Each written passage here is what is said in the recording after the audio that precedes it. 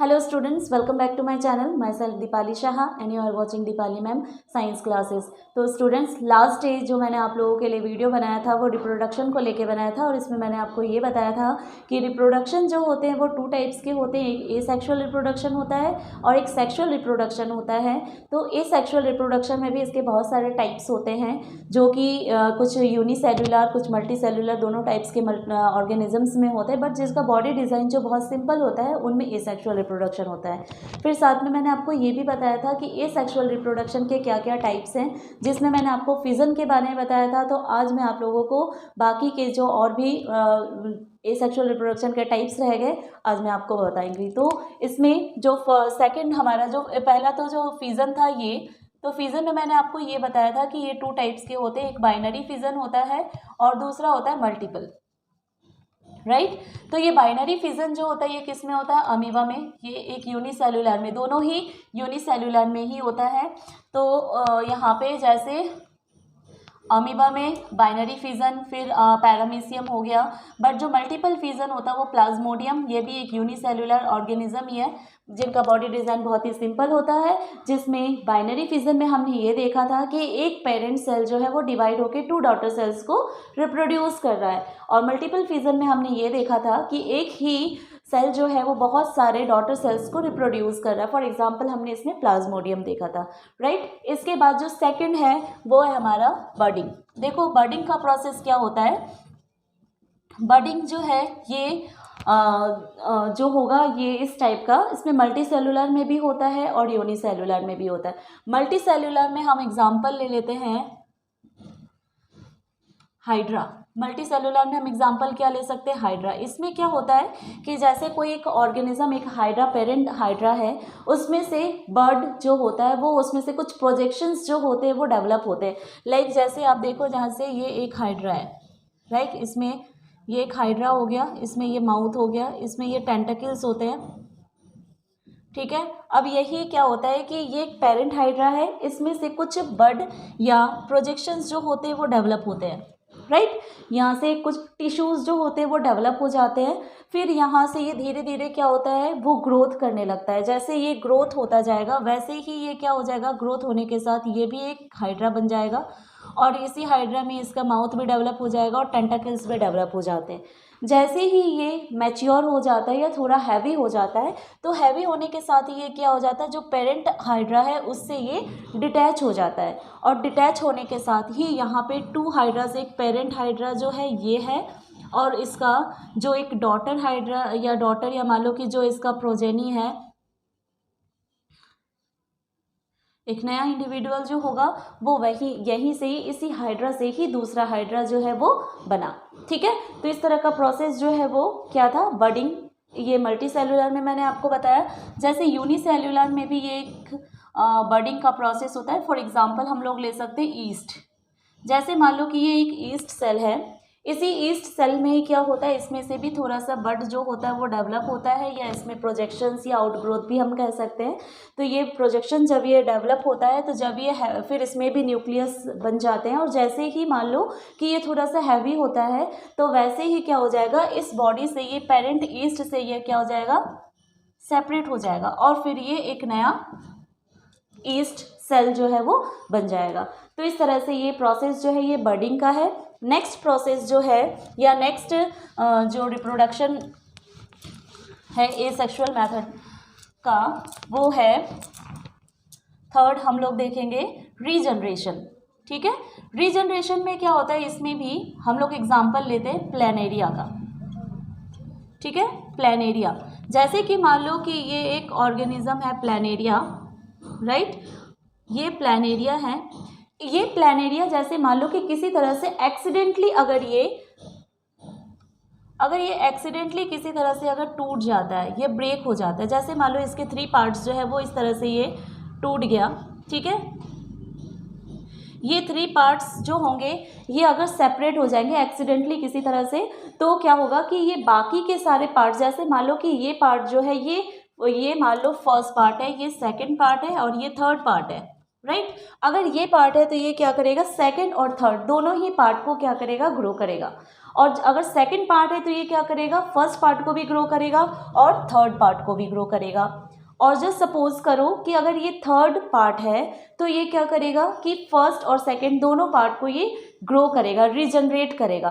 तो ये प्रोसेस जो होता है ये रीजनरेशन का होता है। ठीक है, तो यहाँ से क्या होंगे, 3 अलग जो होंगे वो 3 डिफरेंट प्लानेरिया जो होगा वो ग्रो कर जाएगा, 3 न्यू इंडिविजुअल्स बन जाएगा ये।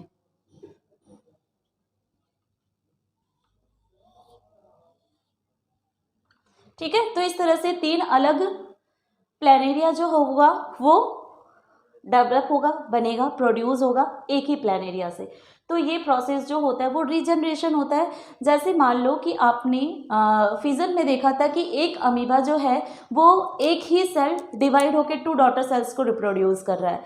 इसमें भी आप क्या देख रहे हो कि एक ही प्लानेरिया जो है वो छोटे छोटे 3 छोटे स्मॉल पीसेस में ये ब्रेक हो गए, फिर वही 3 पीसेस जो है वो अपने बॉडी को ये डेवलप कर रहा है। तो जस्ट लाइक ये फिजन है, बट हम इसको फिजन नहीं कह सकते। वाई?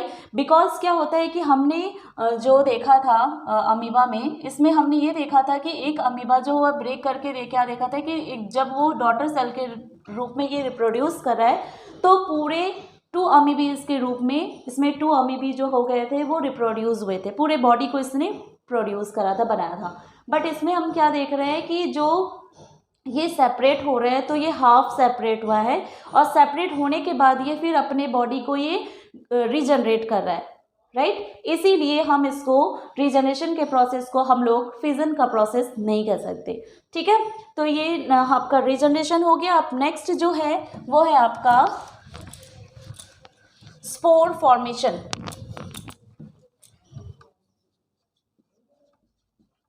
स्पोर फॉर्मेशन क्या होता है, इसके एग्जाम्पल में हम लोग ले सकते हैं राइजोपस। ठीक है, राइजोपस को ही क्या कहा जाता है, ब्रेड माउल्ड। ये एक तरह का फंगी होता है। ठीक है, एक टाइप का क्या होता है, फंगी होता है, जिसका स्ट्रक्चर जो होगा वो इस टाइप से होता है। ये एक थ्रेड लाइक स्ट्रक्चर होता है, इसको कहा जाता है हाइफी, और इसको कहा जाता है स्पोरेंजियम,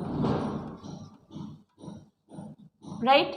और इसी स्पोरेंजियम में ही बहुत छोटे छोटे स्पोर्स होते हैं, बहुत सारे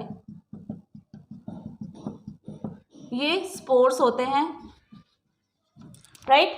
ये हाइफी है, ये स्पोरेंजियम है, इसमें ही बहुत सारे छोटे छोटे स्पोर्स प्रेजेंट होते हैं। और जो स्पोरेंजियम का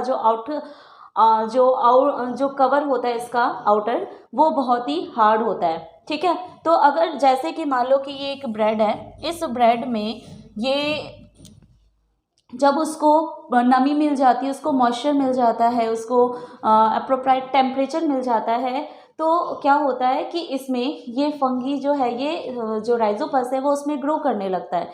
फिर जैसे ही ये स्पोरेंजियम में जब उसको किसी तरह से एक्सीडेंटली अगर ये मान लो कि अगर ये बर्स्ट कर जाता है, या मान लो कि बहुत सारे स्पोर्स जब इसमें बन जाते हैं तो वो ऑटोमेटिकली क्या हो जाता है, ये बर्स्ट कर जाता है, ये फट जाता है। तो उस फटने की वजह से क्या होता है कि ये स्पोर्स जो होते हैं ना वो एटमॉस्फेयर में फ्रीली ये घूमने लगते हैं।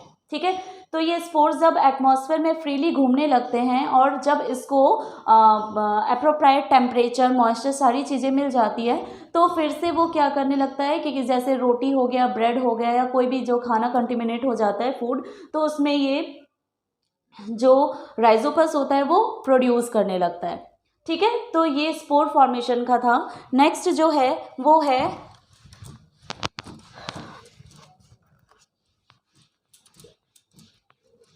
फ्रेगमेंटेशन। नेक्स्ट जो है वो है आपका फ्रेगमेंटेशन। तो फ्रेगमेंटेशन क्या होता है, फ्रेगमेंट का मतलब होता है स्मॉल पीस। ठीक है, इसके एग्जाम्पल में हम लोग ले सकते हैं स्पाइरोगायरा। ठीक है, स्पाइरोगायरा, और एक एग्जाम्पल हो सकता है एनीमोनी। और एनीमोनी जो है ये एनिमल में होता है, और स्पाइरोगायरा जो है ये एक प्लांट में होता है। ठीक है, ये एनिमल का एग्जाम्पल हो गया ये, और ये स्पाइरोगायरा जो है ये प्लांट का। अब स्पाइरोगायरा जो होता है ना, जहाँ स्टैग्नेंट वाटर होता है, जहाँ ठहरा हुआ पानी होता है, या जिसका फ्लो जो है बहुत ही कम होता है, वहाँ पे स्पाइरोगायरा जो है वो पाया जाता है। ठीक है, अब जैसे मान लो कि इसका एग्जाम्पल हम लोग यहाँ पे ड्रॉ करके देखेंगे कि किस तरह से होता है। जैसे ये एक स्पाइरोगायरा है, ठीक है। अब स्पाइरोगायरा है, इसमें क्या होता है कि ये एक मल्टी सेलुलर होता है, ये भी क्या होता है, मल्टी सेलुलर होता है, बट इसका जो बॉडी डिजाइन होता है बहुत ही सिंपल होता है, दैट्स वाई इसमें एसेक्सुअल रिप्रोडक्शन होता है। ठीक है, तो जैसे मान लो कि इसका फ्रेगमेंट अगर मान लो कि ये अगर 2 या 3 पीसेस में अगर टूट जाते हैं तो टूटने के कारण क्या होगा, टूटने के कारण जो है ये जो होगा कि कोई एक पार्ट जो स्मॉल पीस है वो फिर से क्या करेगा, वो ग्रो करने लगेगा और वो अपना पूरा एक स्पाइरोगायरा जो है वो पूरा एकदम बन जाएगा। तो यहाँ पे एक ही इंडिविजुअल से, जैसे कि मान लो अगर ये पीस है, ठीक है, तो यही पीस क्या हो जाता है कि धीरे धीरे फिर से ये अपना पूरा स्ट्रक्चर जो है वो पूरा कंप्लीट कर लेता है। इस तरह से वो पूरा एक स्पाइरोगायरा बन जाता है। तो यहाँ पे फ्रेगमेंटेशन के मेथड से हमने क्या देखा कि कोई भी एक अगर स्मॉल पीस अगर टूट जाता है तो फिर से अपना वो एक पूरा बॉडी को बना लेता है, पूरा एक इंडिविजुअल या मान लो कि पूरा स्पाइरोगायरा का बॉडी जो है वो डेवलप हो जाता है। तो इस तरह से ये प्रोसेस जो है ये फ्रेगमेंटेशन होता है। इसी में एनीमोनी का एग्जाम्पल जो है वो भी इसी तरह से फ्रेगमेंटेशन में ही आता है। एनीमोनी जो है ये एक सी एनिमल होता है जिसमें सी एनीमोनी है, इसका नाम ही सी एनीमोनी। तो ये सी में पाए जाने वाला एक एनिमल होता है। ये भी इसी तरह से इसका बॉडी का कोई भी पार्ट अगर टूट के अलग हो जाता है तो वो फिर से अपना एक नया इंडिविजुअल बना लेता है।